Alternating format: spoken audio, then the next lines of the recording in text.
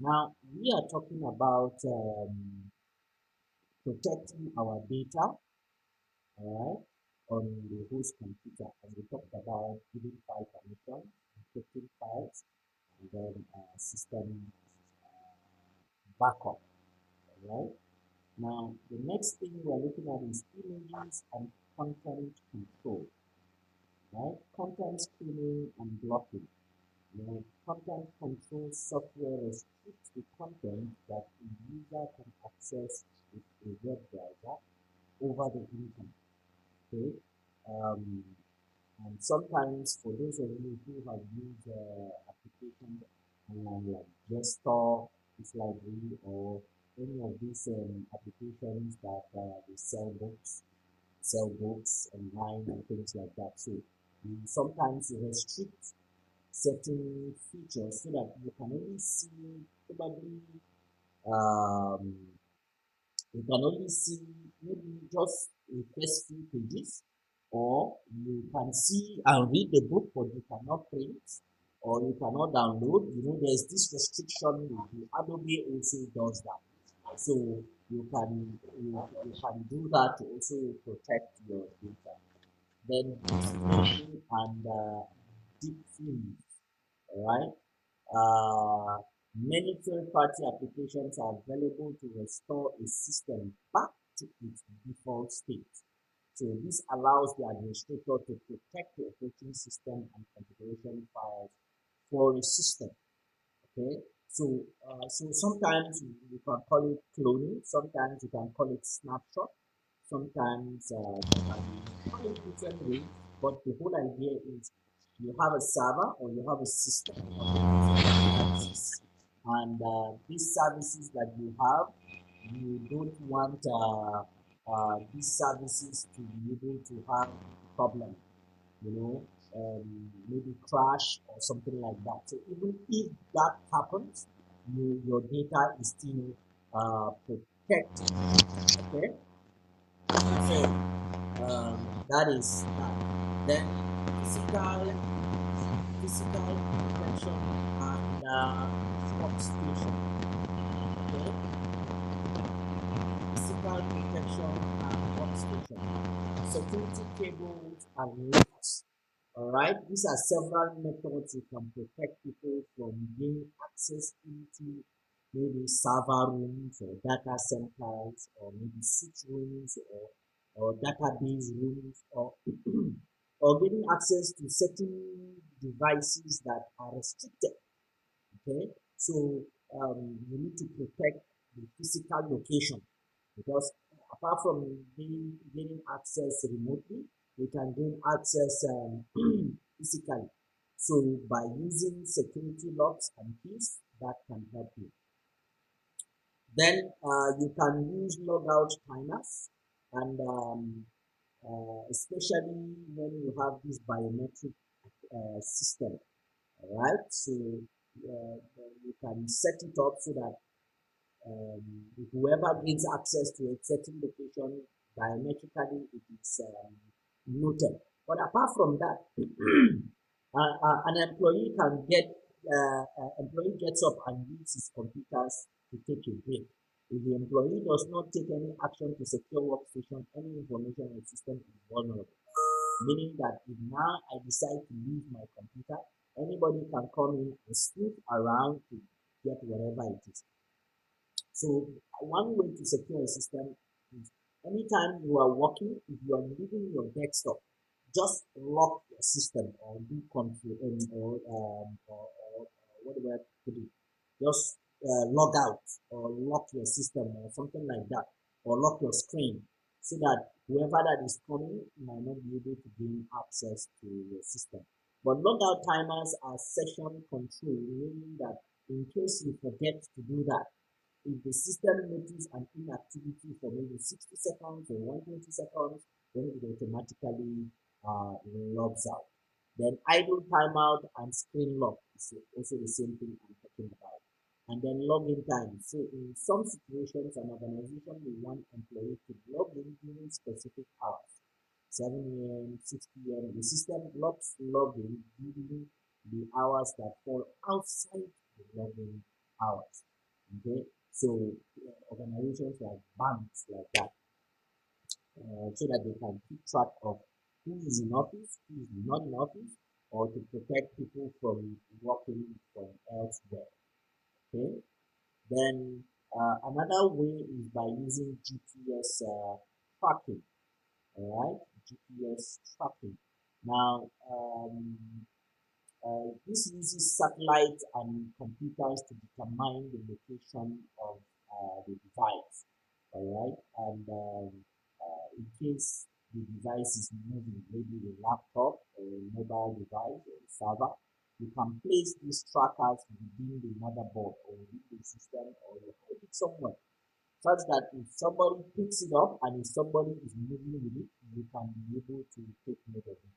Or if that device moves like 100 meters away from where it originally is, it generates an alarm and sends an email or sends an alarm or triggers an alarm to the administrator so that they know that this device is not in its location.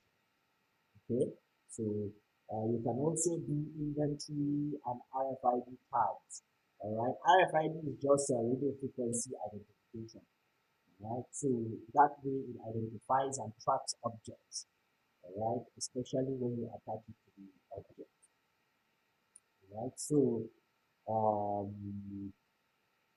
how about securing remote access? To have secure physical access so that your devices are safe wherever they are. Now, let's look at devices that somebody can access remotely. And one way is to use SSH and SCP. All right. Now, we talked about this in previous class, but just for the sake of this class, um, SSH is, how do I put it? SSH is a secure shell terminal that you can use to log into a device securely without um, without being uh, without being securely so that somebody cannot hack into it and get in your login details. All right, but if you log in using Telnet, Telnet is not secure. So if you want to secure devices to access remotely, you use SSH. Or you can use SCP. All right, so to copy your files from one point to another, they are all protocols that can help you manage your system. Then, how about administrative measures? Now, cyber criminals exploit the services running in the system because they know that most devices run more services or programs than they need. So an administrator should take a look at every service to verify the necessity and evaluation.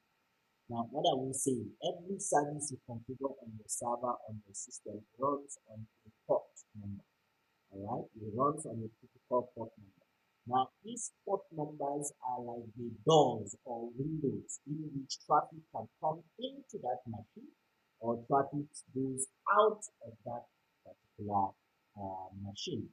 So what happens is that you have a server, you can have multiple services that are running on that particular machine. So somebody who wants to attack one of the cyber criminals, what they do is that they check the ports that are available but are not in use. So the ones that are available, the windows that are available that they are not in use, then they decide to take advantage of that. So to secure your systems and as an administrator, what you could do is to make sure that ports that are not as in use, you protect them, you shut them out. Okay, you shut them off, and the services that are not in use, you shut them down. All right. Then privilege accounts. Cyber criminals exploit privilege accounts because they are the most powerful accounts in organizations. So privileged accounts have the credentials to gain access to the system, all right, and to provide elevated, unrestricted access. Now, When they know of such, this is when they do everything to get this particular account because they can gain access to everything. So you need to protect your privileged account, like your root accounts, your admin accounts, and things like that. Then group policies. In most networks that we use Windows systems, an administrator configures an Active Directory with domains on a Windows server. So an administrator configures the user account policies such as password policy and logout policies by adding users to groups and setting policies at the top, at the ground level. So this Active Directory for Windows user, what it does is that it helps you to view privileges. All right, it helps you to assign policies to certain groups. So certain users, you just add them to different groups. All right, so based on the group, then it tells you what the services they can offer or not. Then enable logs and alerts. This is just for troubleshooting. To give you the event that is happening, who came to the system, who did what, who, and things like that. You know. So physical protection of server. Power is an issue that we need to take with, and most servers crashes. Most of the cases have the issues of power. Servers don't like to be on and off, frequently like this, on and off. You need to have good amount of power and steady. And in that case, most cases you see the servers have like two power sources. Alright? They have like two power sources. Okay. Now yeah, heating, ventilations, and air conditioning. That is why server rooms should be very cool. Data centers should be very cool because these are machines and they generate a lot of heat. Okay, it generates and need a lot of heat. So you need to keep the place very cool so that they will not overheat and they will not damage. Then hardware monitoring. Hardware monitoring is often found in large server farms. A farm is a facility that houses hundreds or thousands of servers for companies, right? So we have looked at host and server hardening, that is making it tough. Now, how about network? All right.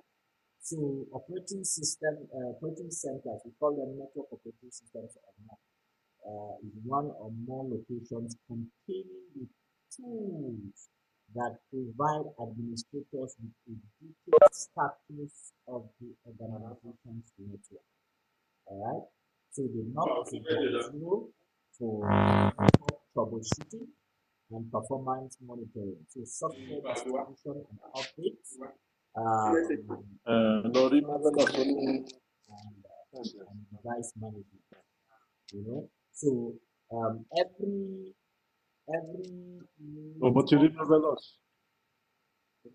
Hello, is someone saying something? So you have a question?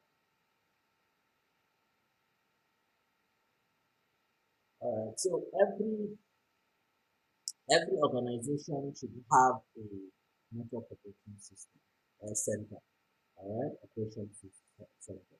Now, switches, routers, and network appliances, they are devices that we call them intermediary devices that either help to shape the movement of your traffic within your network. Okay, and you need to have passwords and make sure all default passwords are removed. It's one of the ways. You need to remove all default passwords. If you're using Cisco routers, you have to, the iOS do not come with passwords, you have to password them.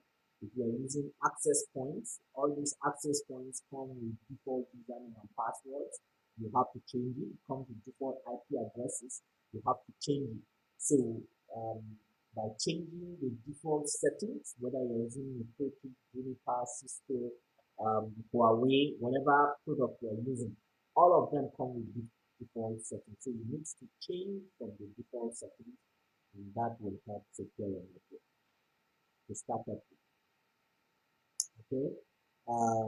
Network switches are the heart of the modern data communication network. The main threat to network switches are theft, hacking, and remote access against attacks against network protocols like ARP and STP or attack against performance and availability. Okay, so that's why you need to secure them very well. VLANs provide a way to group your devices within a LAN and individual switches. VLANs use global. VLAN is actually virtual local area network. Okay, so they use global connections instead of physical connections. So um, you can log into a device and then have certain VLANs, and these VLANs actually can group your computers or group your systems or group locations uh, in a particular way or manner. Okay, so that having VLANs is another way of securing your network. Okay, then firewalls.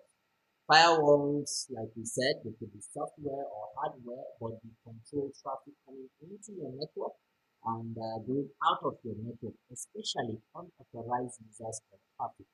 So it is always advisable to have a firewall, all right, on your routers or your network, right? Then have routers.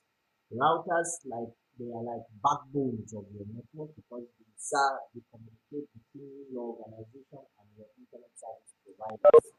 All right. So the entire traffic comes through that gateway. So they are like gateways of your system.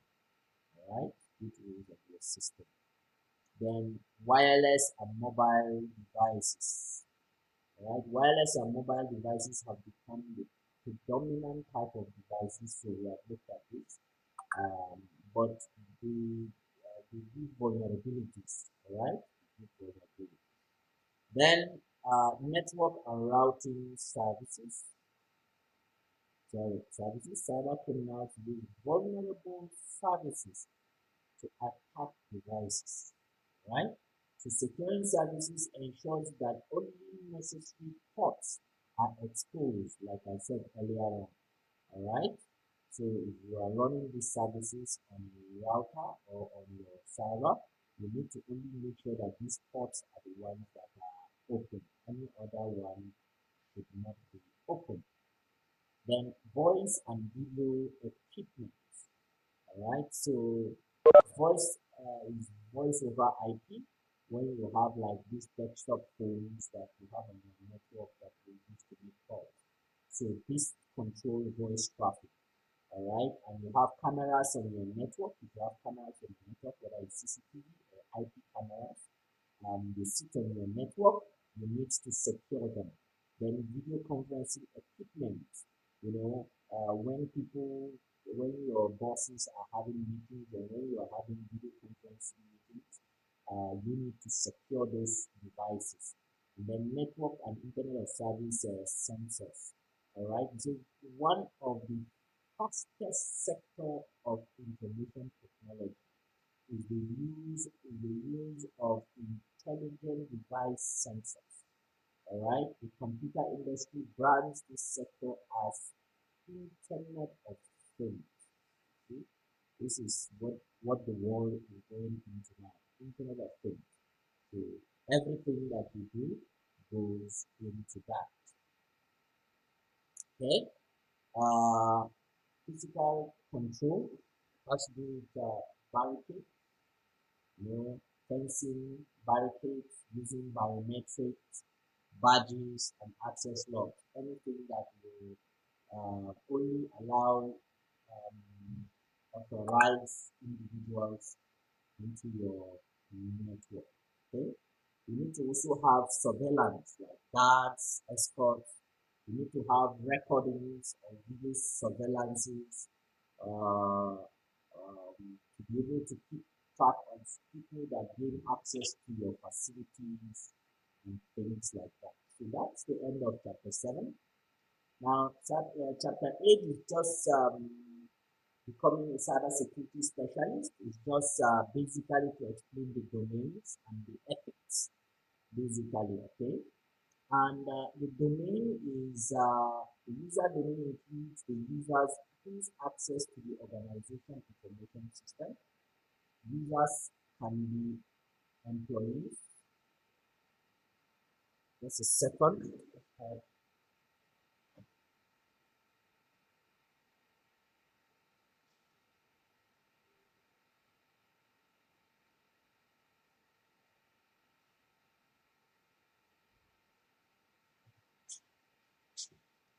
Okay, sorry about that. So users can be employees, customers, business contractors, and other individuals that need access to data.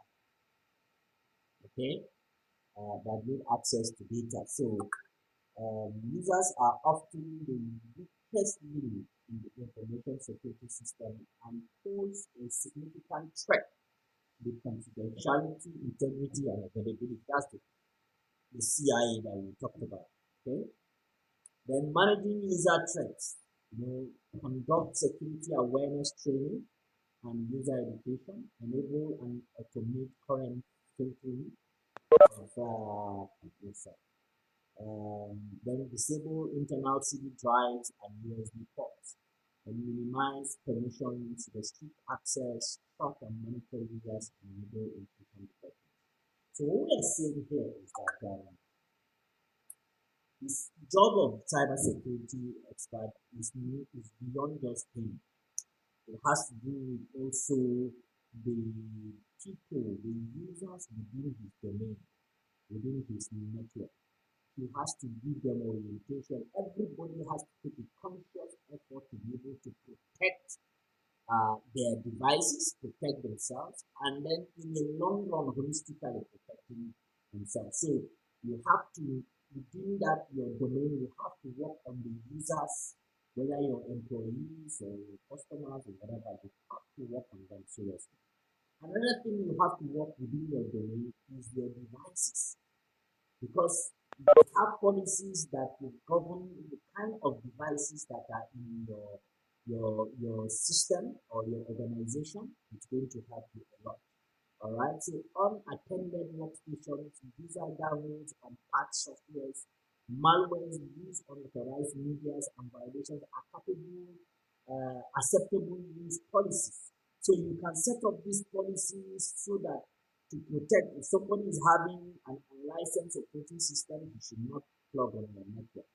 If somebody is downloading something from an unauthorized site, you should not join your network and things like that. So some of these issues are very, very, very, very important because they are like policies that we need to put. All right, whether unattended workstations, establish user access policies for password, then for user downloads, establish access control policy standard procedures and guidelines. And then on patch softwares, update and apply security patches according to defined policies. Malware, enable an unattended antivirus solution to scan system and updates. Then unauthorized media, disable internet signals like that. All right, so having all these things are just part of the practices that you have to do in order to secure your organization and your network as a whole. All right, so remember we're looking at domain, and the domain we're looking at is the people and the devices. Then the local area network, remember it is your LAN, and within your LAN, you can have wireless and cable as they connect into it. So you can set up policies for unattended LAN access, that is securing wiring closet, data centers, computer rooms. You should also define strict access control policies and procedures and guidelines. Okay. Just so you know, it is one of the assignments I intend to give you guys by tomorrow. Everyone will have to work within their organizations departments to set up your policies, your network security policies that you think should be applied in your organization to protect the user, to protect your host, to protect your domain, to protect your network, and things like that. So I will be sending that as a mail to you guys soon. All right. So unauthorized access to system applications and data. So you need to define restrict access control policies, procedures, and guidelines. All right. Restrict access privileges for folders and files based on need. Right. So these are like some of the tips of what we can do to secure your network. The network operating system and software vulnerabilities need to implement policies, patch and update operating system, right? For you need to implement policies to patch and update operating system, then require passwords, that's like passwords, to gain access to wireless networks. Implement encryption between devices and wireless network, and implement LAN server configuration standards, conduct post-configuration operation and test, conduct post-configuration and penetration test for your firewall misconfiguration and things like that.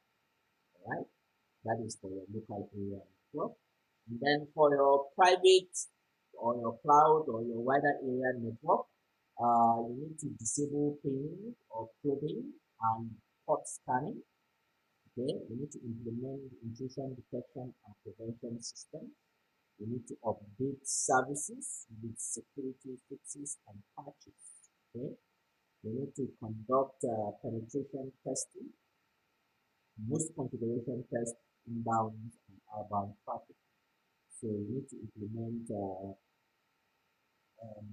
data classification standards and implement file transfer monitoring and scanning. All right, so these are some of the things you can do to set up and protect that. So, and for your domain, cloud domain, you need to um, check the manufacturer authentication and use of encryption, one-time passwords, phone-based authentication, and smart cards. All right, these ones are basically for data breaches. Then for loss or theft of intellectual property, you use due diligence, use encryption, and then always do backup. Okay. Then for compromised credentials, manufacturer authentication, use of encryption, one-time passwords, and phone-based authentication, things like that. All right. Use of federated identities, manufacturer authentication, implement one-time password. So you see, these setups are almost similar, but these are like the common domain threats that you can find. Okay, these are the common domain threats you can find. So you use this in order to prevent against those threats. Okay, then physical facilities domain. You're protecting your physical devices, all right, from natural threats like hazards, like storm, like landslide, like fire, or stuff like that. What do you need to do? Develop disaster recovery plan and develop business continuity plan. Okay, unauthorized access to facilities, implement breach encryption into a process, then power intrusion. So you see, you can, the assignment I'm going to give you, you can do a lot from here. All right, these two slides I'm showing you can get a lot of points from here. Social engineering, how do you protect against it? You implement badge encryption for entry access, conduct security awareness training regularly for your staff. All right. How about when we breach of electronic perimeter premises? We test the security using both cyber and physical means. Okay. Then So these are the possible threats for physical facilities, and these are common measures you can take to prevent them. Okay, application domain. Okay, um, unauthorized access to application domain. These are the kind of threats that we can have. Unauthorized access, server downtime and measures, network operating system and vulnerability, unauthorized access, data loss, downtime and IT and stuff like that. These are certain common problems that we can find, and these are measures and countermeasures we can take in order to prevent them. So understanding the ethics and working. So ethics is a title voice, a little voice in the background guiding a cybersecurity specialist, all right, as to what he or she should do, regardless of whether it is legal, whether it is legal. All right, the organization entrusts the cybersecurity specialist with the necessary data and resources. So the specialist needs to understand how the law and the organization's interest helps to guide this ethical decision. The Computer Ethics Institute is the resource for identifying, assessing, and responsible for ethical issues throughout the information technology industry. All right. The Computer Ethics Institute was one of the first organizations to recognize ethical and public policy issues arising from the rapid growth of the information technology field. How about the laws and liability? All right, the laws prohibit undesired behaviors. Unfortunately, the advancements in information system technology are much faster than the legal system. That is absolutely true. So you as a cyber expert need to work very hard. All right, the computer may be involved in cyber crime in a couple of different ways. There is a computer assisted crime, computer targeted crime, computer incidental crime. Child pornography is an example of computer incidental crime.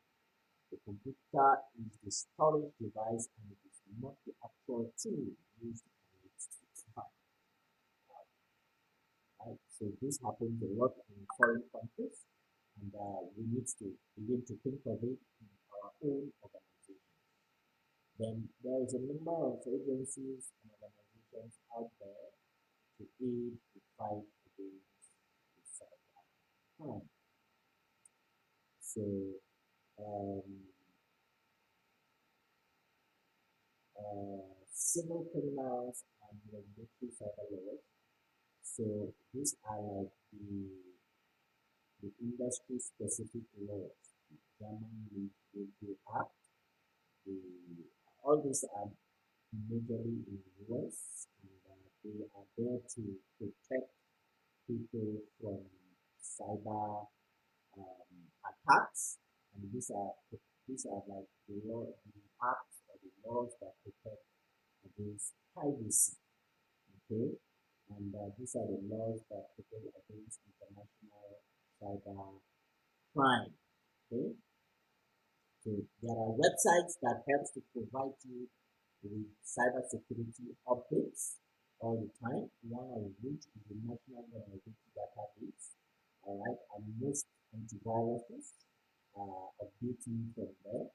And then you have the CERT. Um, then you have the Internet Storm Center. Then you have the Advanced Cybersecurity Center.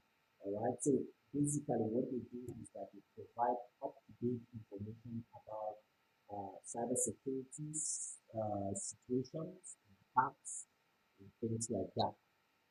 Now, some of the weapons that are being used are like the vulnerability scanners, and these vulnerability scanners are just applications and they scan through your network to see the ports that are open. And that was why we always say the services that are not in use, just disable it. All right, the ports that are not in use, just disable it. But if you leave them open, they will come. So This is one of the ways. Then another way they use is penetration testing. And this penetration testing actually tests the weaknesses of the network. All right, so it tests to see the weaknesses of the network, right? And packet analyzers actually pick up your traffic, intercept the traffic, and then we analyze it. And what helps there is a lot of encryption. If you do a lot of encryption, you are safe. But if your traffic is not encrypted, then you are not safe. Then security tools basically are what there is no one size that fits all that comes with the security tool. Much depends on the situation or the circumstance and personal preference. So every cybersecurity expert has its own. So what is the next step? First thing first is defining the role of cybersecurity professionals. You know, so um, the senior manager responsible for IT and ISM or information security professional and security administrator or site security manager and facility contact or HR, human resource contact for HR matters such as disciplinary. These are different roles and professionals that are key towards cybersecurity. So you can get a job, maybe with your cybersecurity essentials certificate, you can get a job in any of these areas, right? So I think that is all we have. So we have finished chapter 7 and chapter 8 today. We have a lab activity we will be taking on tomorrow. We will be looking at it at 9 o'clock at the same time today. And after we do the lab activities, then I'll enable your exams. I'll also be giving you an assignment. I'll give you an assignment. It has to do with setting up, drafting up a policy for your organization. And then I will look at it and evaluate it and get back to you on that. So this is a good place to stop. Thank you so much for those of you who were able to make it to today's class. Thank you so much. I understand that some of us we had a little network problem as regards this class, but I'm going to send you the recording and we'll look at how tomorrow will be better. Okay? All right. So thank you very much. Wish you the best. Have a lovely